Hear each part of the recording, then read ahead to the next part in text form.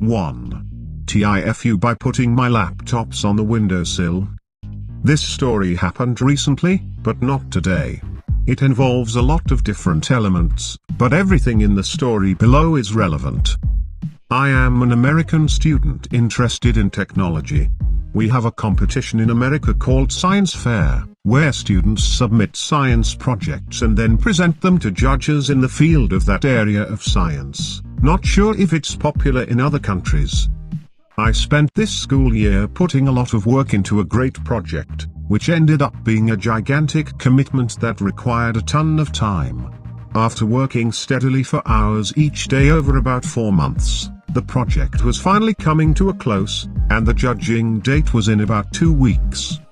My category is computer science, and everything I had done up to that point was spread out over 2 laptops and a backup drive. I got a much newer, much nicer laptop as a Christmas gift to replace my old one, but I hadn't stopped using it.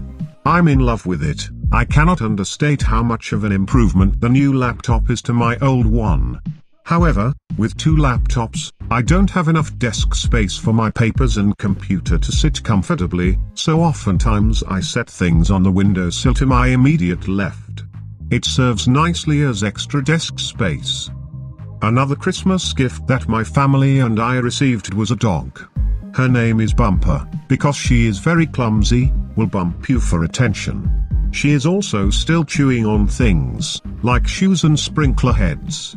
We have smaller automated sprinklers that only water the plants and bushes, and whenever she chews on them, they spray water everywhere. To get her to stop, we needed an electric fence extender for the front porch, where the majority of these little things are. Basically, she just stays off of the front porch, and doesn't chew it up. Each of these little sprinklers is controlled by one control box outside a house. Unfortunately, if the ants in the yard build an anthill on that box, it can jam so that when the sprinklers start, they don't stop. I'm going to stop here to give a mini summary, TLDR, of the introduction. Big project with deadline in 2 weeks. It's spread out on 2 laptops and a backup drive. The backup drive only contains a partial backup of the project, and other smaller backups are spread out over both laptops along with the project. We have a new dog that chews on sprinkler heads, and that has been kicked off of the porch. The sprinklers are controlled by a box that can jam. So, one night, I start my computer chugging away, and set it on the windowsill, stacked on top of my older laptop. I put my backup drive next to them, so that everything is together, and then go back to the other things on my desk. Later, I go to bed. Because the dog had been evicted from the front porch, she decided to find other things to chew on. She ended up chewing a hole in the sprinkler main, which all of the water to the porch flows through. By coincidence, the ants have built an ant bed on the control box, so that it jams. In the middle of the night, the sprinklers start, and never stop. The water flowing out of the sprinkler main is powerful enough to spray for about 2 hours into the rim of our roof, which extends over the wall. It travels through the vents in the rim, and into the airspace of the attic. It starts to seep through my windowsill, and by the time I wake up, it has completely soaked everything on my windowsill. Both laptops are fried. I take the older laptop to the PC repair shop, where the technician tells me that he has never seen a worse motherboard. Dents had separated the aluminium case, and water went right in. The SSD was not accessible. The backup drive was not plugged in, and the data was okay. Unfortunately, since I knew before this event that there was no way my data was in danger, my latest backup was at least a month old, and incomplete. Luckily, even though I wasn't able to turn on my new laptop, it was still under warranty because it was only a month old. A local PC repair shop was able to get the data off of its SSD, and we got the laptop repaired later. 2. TIFU by saving an air conditioner Superman style. Winter is finally upon us, and my house is 100 years old. That means I have AC units to take in and out every year. About 4 days ago this huge cold front came through my state and we had 20-degree weather plus some snow. That meant I could no longer procrastinate about taking out the 5 ACs I have scattered throughout my house. It's a fairly simple process. Just take them out the window, weather strip the window, and put the ACs in the basement. I ended up taking the 3 bigger ones out first with no sweat. That's when I go into my nephew's room and try to pull his out. What I didn't realize was although his was smaller compared to the rest, it was also 2 times heavier. It also wasn't actually put in right. So I grab it from underneath and lift up the window when all of a sudden the whole thing shifts, crushing my right hand underneath it out of nowhere. Somehow this smaller AC is twice as heavy as the others and my hand is pinned against the scalding hot metal radiator. Not only is it being crushed, it's also being burned.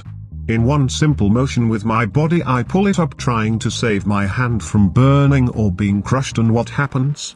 The whole thing shoots back from the window and hits the top of my roof hard. I should bring up the fact I just bought a new washer machine, and so my concern is 100% not spending any more money on appliances, especially with Christmas coming up real quick. I have gifts to buy other people. My mind in that moment was 100% focused on, this shit is expensive. Hell no. So being the quick-thinking instinctual genius I am, I leap through the window head and arms first Superman style while banging my knees and legs against the radiator and windowsill. I start sliding across my icy roof chasing the falling AC when I realize I have way too much momentum, and holy fuck, I'm about to fall headfirst off 2 stories.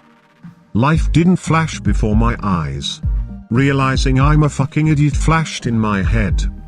Luckily, natural reactions took over and I bang my fist, nails, knees and then feet down into the roof as hard as I can and started slowing down.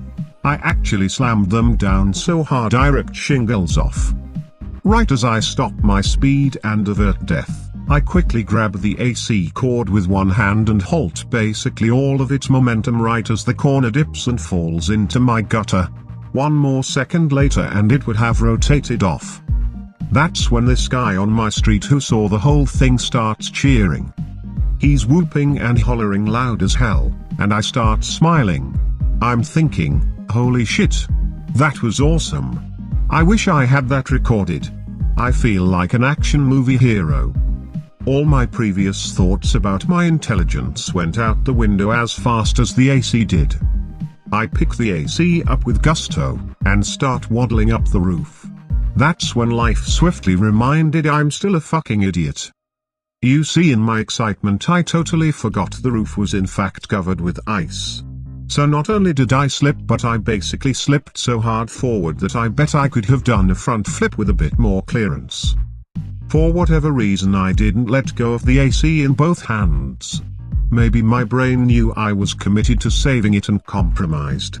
One hand held onto the AC from the bottom while the other hand shot out for the window. My full momentum, weight, plus the AC crushed my hand.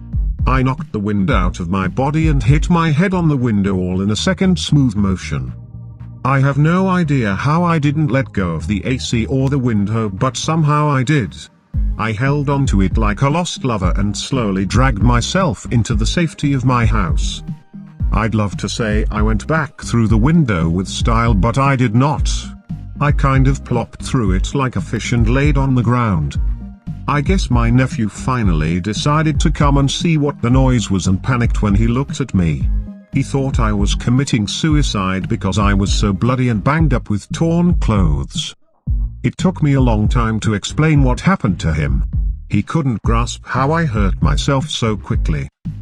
I ruined and ripped my clothes. I cut open my knees and shin. I have a deep gash on my head and scalp.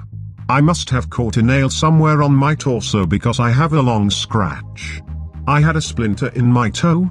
No idea. I had dark bruises everywhere and could not function physically the next day.